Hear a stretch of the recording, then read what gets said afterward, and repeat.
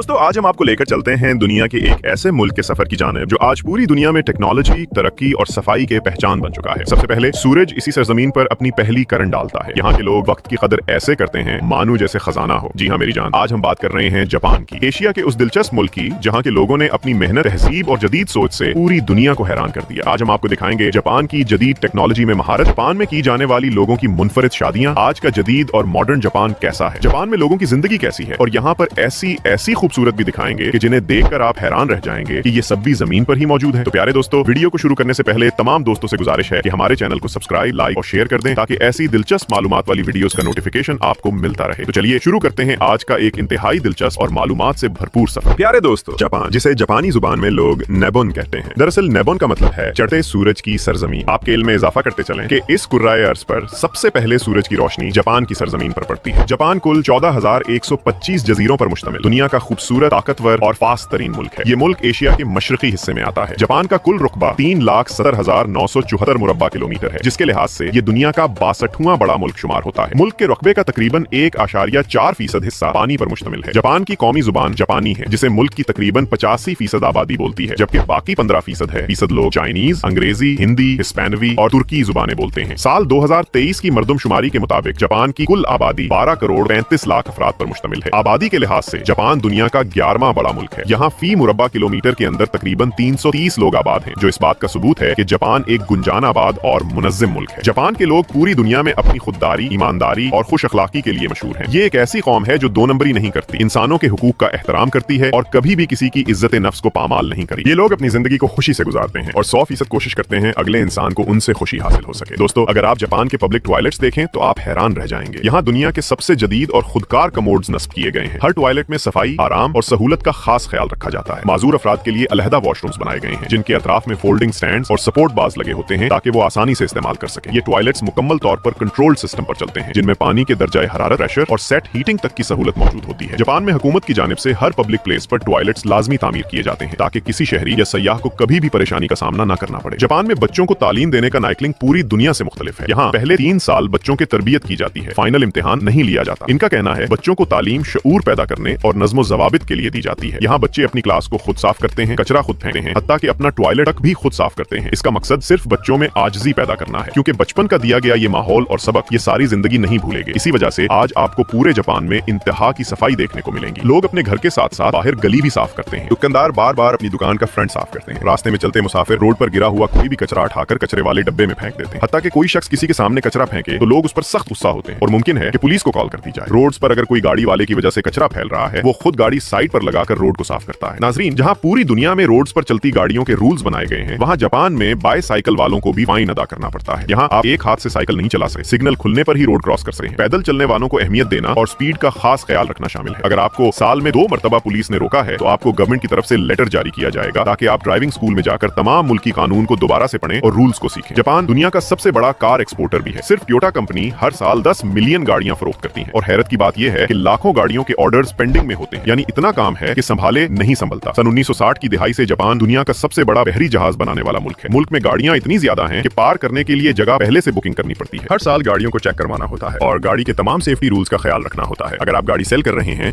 तो तमाम फॉल्ट पहले बताने होंगे, वरना आपके खिलाफ पुलिस में कंप्लेन भी हो सकती है। जापान के रोड्स इंतहाई शानदार, साफ सुथरे और बड़े हैं, लेकिन मुल्क में ट्रैफिक का मसला बहुत ज्यादा है। जल्द अपनी मंजिल तक पहुंचने के लिए हाईवेज का इस्तेमाल किया जाता है, लेकिन उसके चार्जेस होते हैं। नाजरीन, अगर बात करें जापानी लोगों के खाने की, तो जापान दुनिया के उन ममालिक में शुमार होता है जहां रिज्क की फरावानी है। यहाँ खाने पीने की अशिया महंगी मिलती हैं, क्योंकि जापानी अपने खाने पीने की अशिया केमिकल खाद के बजाय ऑर्गेनिक खाद से तैयार करते हैं। इस खाद से फसल 4 गुना बढ़ जाती है। मजे की बात यह है कि जापानी भैंस का दूध नहीं पीते। उनका मानना है कि भैंस एक सुस्त जानवर है, इसीलिए ये लोग बकरियों का दूध पीते हैं। इसके अलावा जापान में सी फूड का इस्तेमाल बहुत ज्यादा होता है। जापान में कुछ कौमें ऐसी भी हैं जो कुत्ते, बले, सूर, मगरमच्छ, चूहे ये सब खा जाते हैं, लेकिन कुछ कौमें ये सब कुछ नहीं खाती। इसके अलावा जापानी लोग चावलों से तैयार शराब बहुत शौक से पीते हैं। तकरीबन हर खाने के साथ शराब का होना बहुत जरूरी है। जापान में अगर कोई दरख्त रास्ते में आ जाए तो उसे काटने के बजाय दूसरी जगह शिफ्ट किया जाता है। ये जापानियों की खासियत है। जापान में बहुत से रेस्टोरेंट्स ऐसे भी हैं जहां रोबोट वेटर्स का काम करते हैं, हत्ता कि बहुत से होटलों के रिसेप्शन पर रोबोट ही वेलकम करते हैं। यहाँ तक कि 2013 में जापान ने एक रोबोट को खला में भेजा था। अगर हम जापानी लोगों की शादियों की बात करें, जापानी लोग कोशिश करते हैं कि शादियां ट्रेडिशनल अंदाज में की जाएं, लेकिन मौजूदा वक्त में जदीद यूरोपीय माहौल को आम किया जा रहा है। दूल्हा दुल्हन ट्रेडिशनल ड्रेस या दौरे जदीद के लिबास का इस्तेमाल करते हैं। रस्म रिवाज मजहबगाहों में अदा किए जाते हैं। नया जोड़ा एक दूसरे को रंग पहनाता है, केक काटा जाता है और ढेर सारी मुबारकबाद दी जाती है। शराब का इंतजाम होता है, डांस होता है, सब लोग खूब एंजॉय करते हैं। जापान के लोगों की औसत उम्र 70 साल है। ये दुनिया का वाहिद मुल्क है जहाँ सबसे ज्यादा उम्र रसीद लोग पाए जाते हैं। जापान के लोग एनवायरनमेंट को अच्छा और साफ रखने के लिए खूबसूरत फूलों का इस्तेमाल करते हैं। घरों में रोड्स के किनारों पर, फुटपाथ पर मुख्तलिफ किस्म के खूबसूरत फूल लगाए जाते हैं। मुहतरम नाजरीन, जापान के लोगों की नेचर में शामिल है कि ये लोग बहुत ज्यादा दोस्ताना माहौल नहीं रखते, ना ही ज्यादा दोस्त बनाते हैं और ना ही किसी गैर नस्ल यानी जापानी नस्ल के अलावा किसी के साथ फ्री होते हैं, भले आप वहाँ के नेशनैलिटी होल्डर्स क्यों ना हो। जापानी लोग रूल्स के बहुत ज्यादा पाबंद हैं। जो जगह आपकी है वो आपकी ही है। दूसरे की जगह पर गाड़ी खड़ी करना, साइकिल पार करना, हत्ता के जूते रखना भी बुरा माना जाता है। ऐसा करने पर शदीद नाराजगी का इजहार किया जाता है। जापान में बहुत ज्यादा टैक्स है और उन टैक्स की वजह से जापानी भी परेशान होते हैं। जापान में अगर घर का कोई मेन फर्द मर जाए जिसके नाम मुकम्मल प्रॉपर्टी हो तो ये प्रॉपर्टी घर वाले अपने नाम लगवाने से पहले 60% हिस्सा जापानी गवर्नमेंट को अदा करेंगे। इतना ज्यादा टैक्स अदा करने के बजाय बहुत से लोगों ने तो अपनी प्रॉपर्टीज गवर्नमेंट के हवाले ही कर दी। तो दोस्तों, अब बात करते हैं कि जापानी लोग अगर हंसते खेलते कहाँ गायब हो जाते हैं। दरअसल ये लोग सुकून की जिंदगी गुजारने सबसे दूर पहाड़ों या जंगलों में चले जाते हैं, जो अपनी जिंदगी के मामलात से तंग होकर ऐसा करते हैं। बेशक जापान एक तरक्की याफ्ता मुल्क है, लेकिन यहाँ भी लोग डिप्रेशन में आकर खुदकशी कर लेते हैं। एक रिपोर्ट के मुताबिक हर साल 1100 के करीब खवातीन और मर्द हजरात खुदकुशी कर लेते हैं। दोस्तों, अगर बात करें जापान के नाइट लाइफ, यहाँ की अय्याशी और बैचेस पर, तो जापान दुनिया के इन ममालिक में से एक है जहाँ के लोग इंतहाई अय्याश माने जाते हैं। ये मुल्क यूरोपीय मुल्कों से भी ज्यादा फोहुश है। दुनिया की सबसे बड़ी फोहुश फिल्मों की इंडस्ट्री भी उस मुल्क में मौजूद है। यहाँ के डांसिंग क्लब्स और शराब खाने दुनिया के फोहुश तरीन माने जाते हैं, जहाँ आपको हर ब्रांड की शराब और दुनिया का हर एक नशा आसानी से मिल जाता है। यहाँ जिना खाने भी जगह जगह मौजूद है, जहाँ दुनिया का हर एक गलत काम होता है। इसके अलावा अगर बात करें यहाँ के बैचेस की, तो हर इंग्लिश कंट्री की तरह यहाँ के बैचेस भी फुल ओपन है, जहाँ पर लोग फोहुश कपड़ों के साथ नहाते हुए नजर आते हैं। जापान का सालाना GDP $6.495 ट्रिलियन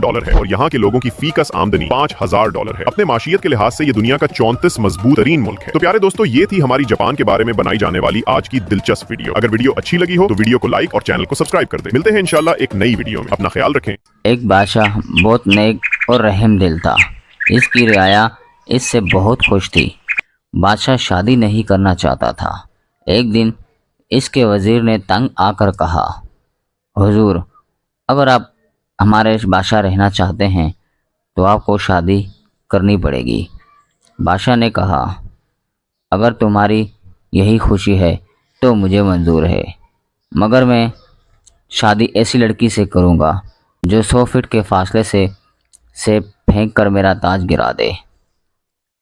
कुछ दिन बाद वज़ीर ने तमाम खूबसूरत लड़कियों को महल में इकट्ठा किया। हर लड़की के हाथ में सेब दिया। जब मुकाबला शुरू हुआ तो कोई लड़की भी सेब को मारकर बादशाह का ताज ना गिरा सकी। ये डर था कि कहीं सेब बादशाह के मुंह पर ना लग जाए, इसलिए वो सेब ठीक निशाने पर नहीं फेंक रही थी। जब सब लड़कियां नाकाम हो गई तो अचानक एक लड़की आगे बढ़ी। इसने मोटी सी चादर ओढ़ रखी थी। इसके हाथ में जादुई सेब था। वो 100 फीट के फासले पर गई और निशाना बांधा और सेब फेंक दिया। बादशाह के सर से ताज उड़कर दूर जा गिरा। तमाम लोग खुश हो गए, तालियां बजाई और हर शख्स इस लड़की को शाबाशी देने के लिए आगे बढ़ा, लेकिन लड़की एकदम से गायब हो गई।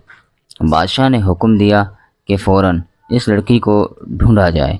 वज़ीर ने गांव-गांव, शहर-शहर सिपाही दौड़ाए, मगर लड़की का कहीं पता ना चला।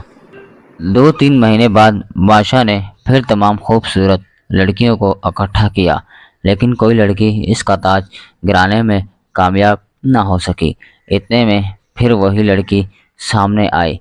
इसने जादुई सेब फेंका, बादशाह का ताज गिरा और लड़की एक बार फिर से गायब हो गई।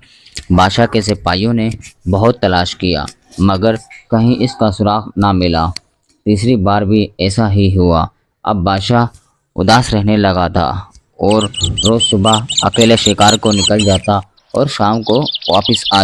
एक दफ़ा वो जंगल में शिकार करते करते बहुत दूर निकल गया। शाम हो चुकी थी। अचानक इसको दूर एक रोशनी सी दिखाई दी। वो इधर बढ़ने लगा। ये एक बूढ़ी औरत का मकान था। इस औरत की एक बेटी थी और बहुत ही बदसूरत थी। बादशाह ने लड़की से मकान के अंदर जाने की इजाज़त मांगी। लड़की ने साफ इनकार कर दिया। इसकी माँ आ गई। इसने बादशाह को पहचान लिया और इसे अंदर ले आई।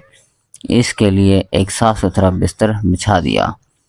رات کو بادشاہ سونے لگا تو اسے ساتھ کے کمرے میں سے اس بوڑھی عورت کے زور زور سے بولنے کی آواز آئی۔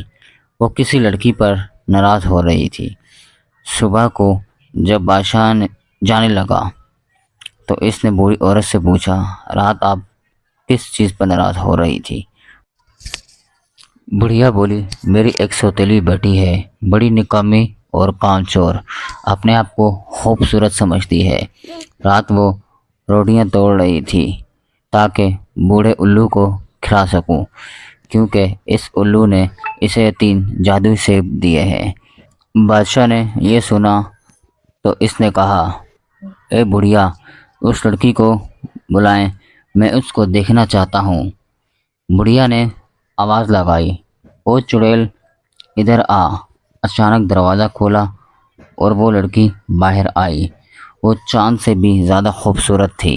بادشاہ نے اسے دیکھا تو خوشی سے چیخ اٹھا، تم تو وہی لڑکی ہو، آؤ میرے ساتھ چلو، میں تمہیں اپنی ملکہ بناؤں گا۔ بادشاہ نے لڑکی کو اپنے ساتھ لیا اور محل کی طرف روانہ ہو گیا۔ کچھ دنوں بعد دونوں کی شادی ہو گئی اور وہ ہنسی خوشی رہنے لگے۔